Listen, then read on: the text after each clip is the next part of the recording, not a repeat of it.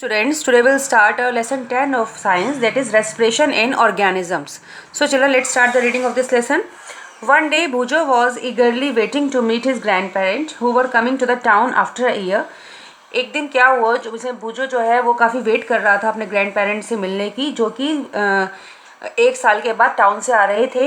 He was in a real hurry as he wanted to receive them at the bus stop. और वो इतनी जल्दी में था कि वो चाहता था जल्दी से उनको बस स्टॉप से रिसीव कर ले. He ran fast and reach the bus stop in a few minute. और वो दौड़ा और जल्दी से बस स्टॉप पे पहुंच गया कुछ ही मिनट्स के अंदर. He was breathing rapidly. और वो तेज तेज सांस लेने लगा. His grand mother asked him why he was breathing so fast. उसकी ग्रैंड मदर ने पूछा कि तुम इतनी तेज सांस क्यों ले रहे हो. Bujo told her that he came running all the way. Bujo ने उनसे कहा कि वो भागता हुआ आया है रास्ते में. But the question got struck in his mind. लेकिन एक क्वेश्चन उसके माइंड में स्ट्रक करने लगा. He wondered why running makes a person breathe faster. कि उसे आश्चर्य हुआ कि जो रनिंग है उससे पर्सन की जो ब्रीथ है, जो सांस लेने की जो पावर ऑफ फास्ट, जो रेट है वो फास्ट क्यों हो जाती है. The answer to Bujo question lies in understanding why we breathe. तो ये जो आंसर है बुजो के आंसर के लिए हम यहाँ पे समझेंगे वाई वी ब्रीथ. हम ब्रीथ क्यों करते हैं. Breathing is a part of respiration. और यह एक पार्ट है किसका, रेस्पिरेशन का. Let's learn about respiration. So children, इस चैप्टर में हम we will learn about the respiration कि व्हाट इज रेस्पिरेशन. हम रेस्पिरेशन में पढ़ेंगे क्या रेस्पिरेशन क्या होता है, वाई डू वी रिस्पायर, और हम रिस्पायर क्यों करते हैं. So children, first is 10.1 why do we respire. In chapter 2 you learned that all organisms are made of small microscopic unit called cell. आपने chapter 2 में पढ़ा था ना न्यूट्रिशन इन एनिमल्स में कि जो हर ऑर्गेनिजम्स होता है वो छोटी छोटी माइक्रोस्कोपिक यूनिट से बना होता है, जिसको माइक्रोस्कोप से देख सकते हैं, उनको क्या बोलते हैं, सेल्स. और जो सेल क्या होती है, a cell is the smallest structural and functional unit of an organisms. ये क्या है, एक स्ट्रक्चर और फंक्शन, मतलब हर सेल का एक अलग फंक्शन होता है और अलग ही स्ट्रक्चर होता है. Each cell of an organism performs certain function such as nutrition, transport, excretion and reproduction. जो सेल होती है ऑर्गेनिजम्स की वो क्या कौन से फंक्शंस करती है, जैसे कि न्यूट्रिशन हमने जैसे पढ़ा है, ट्रांसपोर्ट जैसे ब्लड ट्रांसपोर्ट होता है, excretion and reproduction. To perform this function the cell needs energy. तो ये फंक्शंस करने के लिए सेल को क्या चाहिए होता है, सेल को चाहिए होती है energy. Even when we are eating, sleeping और रीडिंग वी रिक्वायर एनर्जी. यहाँ तक कि जब अगर हम कुछ खा रहे हैं, सो रहे हैं, रीडिंग कर रहे हैं, तब भी हमको एनर्जी चाहिए होती है. But where does this energy come from. और ये एनर्जी हमें आती कहाँ से, जैसे कहते हैं फूड से आती है. कैन यू से why your parents insist that you should eat regularly. तुम बता सकते हो कि आपके पेरेंट्स आपको इंसिस्ट करते हैं कि भाई रेगुलर खाना खाया करो. The food has stored energy. Food क्या करता है, हमारी बॉडी के अंदर एनर्जी स्टोर करता है. And which is release during respiration. और जो एनर्जी हमारी रिलीज होती है किसके वक्त, जब हम रेस्पिरेशन, जब हम सांस लेते हैं. Therefore, all living organisms aspire to get energy from food. तो इसलिए जो सारे के सारे लिविंग ऑर्गेनिजम्स जो होते हैं वो रिस्पायर करते हैं. और एनर्जी उन्हें कहाँ से मिलती है, फूड से मिलती है. During breathing we breathe in air. अब ब्रीदिंग के समय क्या होता है, वी ब्रीथ इन एयर, हम हवा में सांस लेते हैं. You know that air contain oxygen. आपको पता ही है कि एयर में ऑक्सीजन होती है. We breathe our air which is rich in carbon dioxide. अब हम क्या करते हैं, हम वी ब्रीथ आउट एयर. हम वो एयर को क्या करते हैं, हमने बाहर निकाल देते हैं जिसमें कि कार्बन डाइऑक्साइड होती है, और लेती कौन सी है, जिसमें कि ऑक्सीजन होती है. The air we breathe in it's transported to all parts of the body and utilized to each cell. और जो एयर है जिसमें हम सांस लेते हैं वो क्या करती है, जो हवा हमारी बॉडी के अंदर जाती है वो क्या होती है कि हमारे सारे जो पार्ट्स होते हैं बॉडी में वो ट्रांसपोर्ट हो जाती है and ultimately to each cell. और उन पार्ट से हर सेल में चली जाती है वो जो एयर होती है. In the cells oxygen in the air helps in the break down of food. अब जो सेल के अंदर जब हमारी एयर चली गई जब सेल के अंदर, तो इसमें क्या होता है, क्योंकि हमने ऑक्सीजन रिच एयर ली है, तो जो ऑक्सीजन होती है एयर के अंदर वो हेल्प करती है ब्रेक डाउन ऑफ फूड, उस फूड को ब्रेक डाउन करने में. उस फूड को सिंपल, हमने पढ़ा था ना, कॉम्प्लेक्स सब्सटेंस को हम सिंपल में चेंज कर लेते हैं, ऐसे ही जो उस फूड को ब्रेक डाउन करने में वो हेल्प करती है. The process of break down of food in the cell with the release of energy is called cellular respiration. तो चिल्ड्रन, ये डेफिनेशन आपको लिखनी भी है कि वो प्रोसेस जिसमें कि हम सेल के अंदर फूड को ब्रेक डाउन करते हैं और एनर्जी क्या होती है उसमें रिलीज होती है, कुछ एनर्जी इसमें रिलीज होती है, इसको बोलते हैं cellular respiration. Cellular respiration take place in the cell of all organisms. और ये कहाँ होता है, ऑर्गेनिज्म, जो सारे ऑर्गेनिजम्स हैं उनकी सेल में जो रेस्पिरेशन होता है उसको बोलते हैं हम सेलुलर रेस्पिरेशन. इससे में क्या होता है, जब फूड ब्रेक डाउन होता है तो एक एनर्जी रिलीज होती है जिसको बोलते हैं हम cellular respiration. In the cells, अब सेल में क्या होता है, फूड क्या है, ग्लूकोज है. ये जो फूड है वो ब्रोकन हो जाता है किसमें, carbon dioxide and water using oxygen. अब जो ये सेल में, क्योंकि हम ऑक्सीजन यूज़ करते हैं जब हम एयर लेते हैं, तो फूड हमारा ये ब्रेक डाउन हो जाता है कार्बन डाइऑक्साइड और वाटर में, और ऑक्सीजन को वो यूज़ कर लेता है. When break down of glucose occurs with the use of oxygen it is called aerobic respiration. जब हम ऑक्सीजन की हेल्प से, जब हमारा ब्रेकडाउन जो ग्लूकोज का ऑक्सीजन की हेल्प से होता है तो उसको एरोबिक रेस्पिरेशन कहते हैं। और अगर विदाउट ऑक्सीजन हो, मतलब अगर हमारा ब्रेकडाउन जो हो रहा है जिसमें ऑक्सीजन नहीं हो, तो उसे बोलते हैं एनएरोबिक रेस्पिरेशन। सो चिल्ड्रन, ये आपको लर्न करना है कि breakdown of glucose occur with the use of oxygen. अगर ग्लूकोज का ब्रेकडाउन यूज ऑफ ऑक्सीजन से हो रहा है तो aerobic respiration. And food can also be broken down without using oxygen. अगर हमारा फूड ब्रेक हो रहा है और वो ऑक्सीजन का यूज नहीं कर रहा है तो दिस इज एनएरोबिक रेस्पिरेशन। तो breakdown of food release energy, आपको पता ही है फूड का ब्रेकडाउन होता है तो एनर्जी रिलीज होती है। चिल्ड्रन, आपको यहाँ पे इक्वेशंस दी गई हैं, वो आपको लर्न भी करनी है। जैसे कि ग्लूकोज, ये फूड है आपका, इन the presence of oxygen, oxygen की प्रेजेंस में ये कहाँ ब्रेक हुआ, कार्बन डाइऑक्साइड निकल गई, वाटर, और इसमें कुछ एनर्जी रिलीज हुई। तो ये आपका ये है आपकी एरोबिक रेस्पिरेशन की जो इक्वेशन है, glucose in the presence of oxygen, breakdown हुआ carbon dioxide plus water plus energy.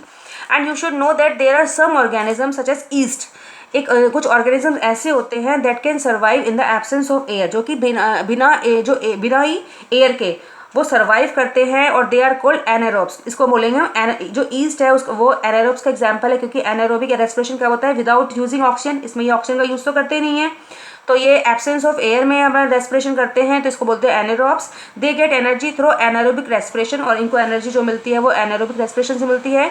In the absence of oxygen, अब ऑक्सीजन के एब्सेंस में क्या होता है, जो ग्लूकोज ब्रेकडाउन होती है उसमें अल्कोहल बना लेती है। जो चिल्ड्रन लिखा ना, glucose in the absence of oxygen किसमें ब्रेकडाउन हुई है, alcohol, carbon dioxide plus energy. Presence में होती है carbon dioxide plus water plus energy, और एब्सेंस में होती है alcohol, carbon dioxide plus energy. आपको ये लर्न करना है चिल्ड्रन। चलिए, look at the box here. Yeast are single cell organism, they respire anaerobically, जिस मैंने पहले बताया है, and during this process yield alcohol. तो इस प्रोसेस में हम बताइए आपको अल्कोहल बन रही है, तो इसलिए इसका यूज हम किस लिए करते हैं, वाइन और बियर बनाने के लिए, क्योंकि इसमें अल्कोहल बनती है। And our muscle cells can also respire anaerobically, हमारी जो मसल्स हैं वो भी रिस्पायर कर सकती हैं anaerobically, but only for a short time, लेकिन कुछ ही टाइम के लिए कर सकती हैं। When there is a temporary deficiency of oxygen, अगर हमारी बॉडी के अंदर डेफिशिएंसी हो जाए, ऑक्सीजन की कमी हो जाए, तो ड्यूरिंग हैवी एक्सरसाइज, जब हम भारी एक्सरसाइज करते हैं, फास्ट रनिंग या तेज भागते हैं, साइकिलिंग करते हैं, वॉकिंग करते हैं मैनी आवर्स, और हैवी वेट लिफ्टिंग करते हैं, तो the demand for energy is high. तो इन केसेस में क्या होती है, एनर्जी की डिमांड ज़्यादा हो जाती है, but the supply of oxygen to produce energy is limited, लेकिन जो हमारी ऑक्सीजन की सप्लाई है वो क्या होती है, लिमिटेड होती है। तो then anaerobic respiration take place in the muscle cells to fulfil the demand of energy. तो इन केस में क्या होता है कि ऑक्सीजन सप्लाई हमारे को नहीं हो पाती, तो क्या होता है कि एनारोबिक रेस्पिरेशन होने लगता है मसल्स के अंदर, हमारी एनर्जी की डिमांड पूरी करने के लिए एनारोबिक रेस्पिरेशन होने लगता है।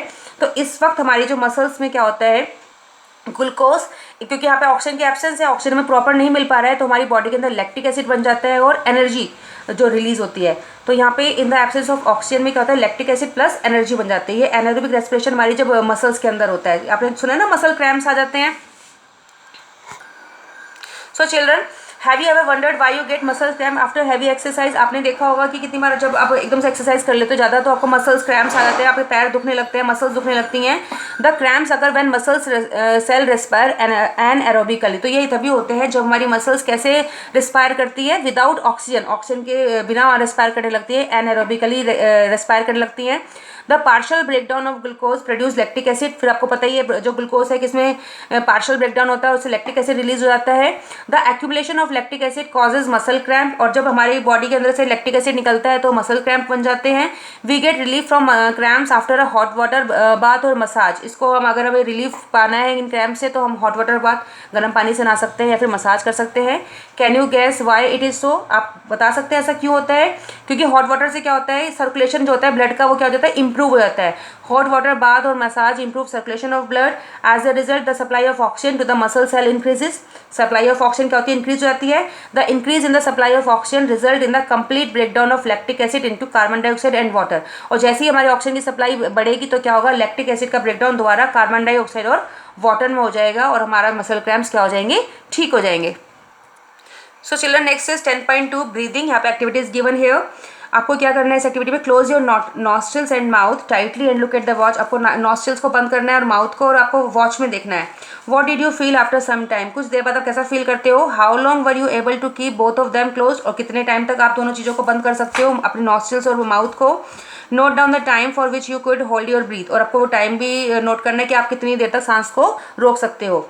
Now you know that you can not survive for long without breathing. आपको पता है कि ब्रीदिंग के बिना आप नहीं सर्वाइव नहीं कर सकते ज़्यादा लंबे समय तक।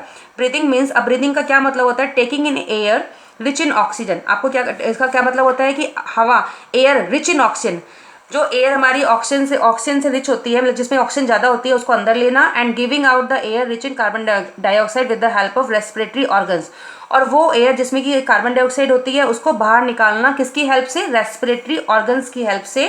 द टेकिंग इन और in of air rich in oxygen into the body is called inhalation. और जो हम एयर लेते हैं जिसमें कि ऑक्सीजन बहुत ज़्यादा होती है उसको बोलते हैं इनहेलेशन। और अब जो एयर हम बाहर निकालते हैं, कार्बन डाइऑक्साइड रिच एयर जो बाहर निकालते हैं उसे बोलते हैं exhalation. Giving out of air rich in carbon dioxide is known as exhalation.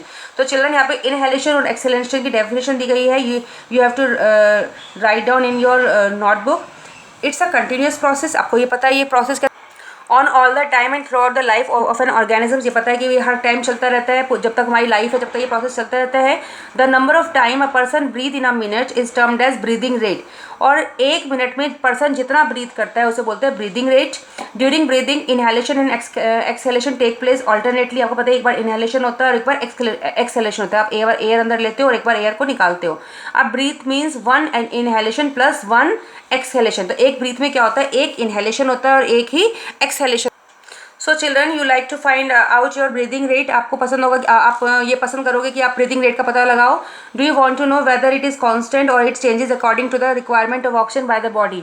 आप ये भी जानना चाहते होगे कि भाई ये कांस्टेंट है या फिर ये चेंज होती रहती है हमारी ऑक्सीजन की रिक्वायरमेंट के अकॉर्डिंग। तो let us find out by doing the following activity. तो यहाँ पे एक्टिविटी दी गई है इस चीज़ के लिए। Activity number 10.2, generally we are not aware that we are breathing. कितनी बार हमें पता ही नहीं चलता कि हम सांस ले रहे हैं। How ever if you try you can count your rate of breathing. अगर आप ये ट्राई करने की कोशिश करो अपनी ब्रीदिंग रेट को काउंट करने की।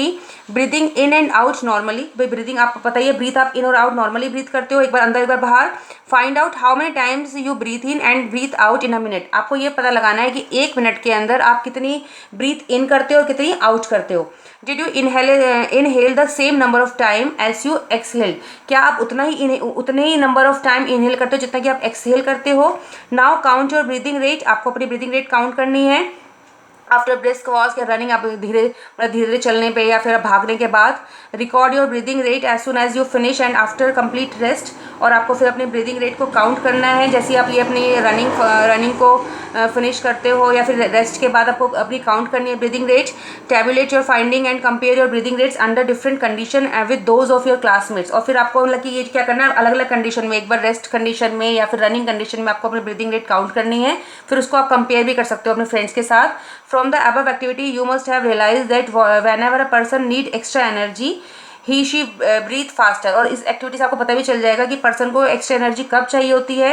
As a result more oxygen. अब देखो children, table is given here, name of classmates. आप यहाँ पे अपने क्लासमेट्स का नाम लिख सकते हो। यहाँ पे नॉर्मल उसकी ब्रीदिंग रेट क्या है। After a brisk walk for 10 minutes, 10 minute की ब्रिस्क वॉक के बाद उसकी क्या ब्रीदिंग रेट है। या फिर रनिंग फास्ट 100 मीटर, भाई अब वो काफ़ी ज़्यादा भागने के बाद उसकी ब्रीदिंग रेट क्या है। और एट रेस्ट, और रेस्ट पोजीशन में उसकी ब्रीदिंग रेट क्या है, आप कर सकते हो यहाँ पे। Yes children, as a result more oxygen supply to our cells. कि हमारी जो बॉडी को क्या होती है, ज़्यादा से ज़्यादा ऑक्सीजन सप्लाई होती है। It speeds up the break down of food and more energy is release. क्या होता है कि हमारा क्या होता है कि हमारी जो ये फूड का जो ब्रेक डाउन होता है ये बढ़ जाता है और एनर्जी ज़्यादा रिलीज होने लगती है।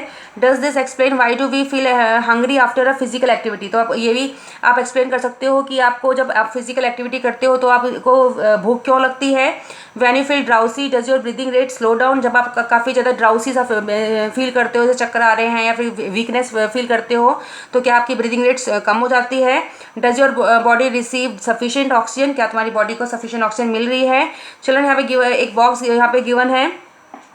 On an average adult human being at rest breathe in and out 15 और 18 टाइम्स इन अ मिनट। एक मतलब एवरेज जो होता है एक एडल्ट ह्यूमन बीइंग का जो रेस्ट पोजीशन में जो ब्रीदिंग रेट होती है वो 15 से 18 टाइम होती है एक मिनट के अंदर। और हैवी एक्सरसाइज में होती है breathing rate up increase up to 25 times per minute. और ये जो है जब हम हैवी एक्सरसाइज करते हैं ये तो इसकी जो ब्रीदिंग रेट हमारी जो इंक्रीज हो जाती है वो 25 टाइम तक हो जाती है पर मिनट।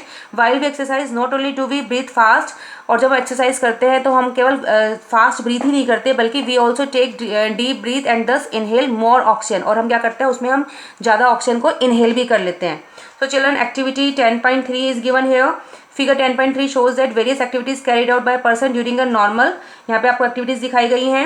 यहाँ पे आप ये भी स्लीपिंग दिखा रखे हैं, भाई ये वॉशिंग कर रहे हैं या स्टडिंग कर रहे हैं, तो यहाँ पे आपको अलग अलग एक्टिविटीज़ दिखाई दी गई है।